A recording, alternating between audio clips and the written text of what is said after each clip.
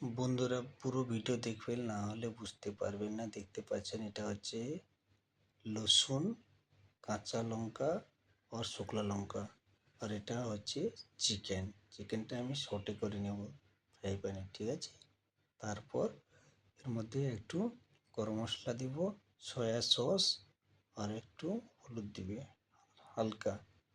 এই যে সসগুলো আমি ইউজ করব, এটাই আমি চিলি চিকেন বানাবো। এটা আমার দেওয়া হয়ে গেছে।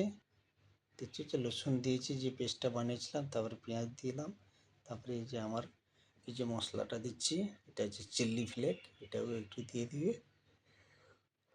তো পেঁয়াজগুলো হয়ে গেছে, লবণ দিলাম, লবণ দেওয়ার পর চিকেনটা দিয়ে দিলাম, চিকেনটা দেওয়ার পর এর মধ্যে মশলা দেবো, এটা হচ্ছে সয়া সস।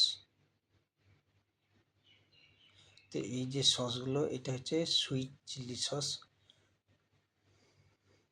এই সসগুলো আমি যে দেখিয়েছিলাম, ওই সসগুলো ইউজ করছি। ওর মধ্যে একটা সুইট চিলি সস আপনারা নেবেন, ঠিক আছে।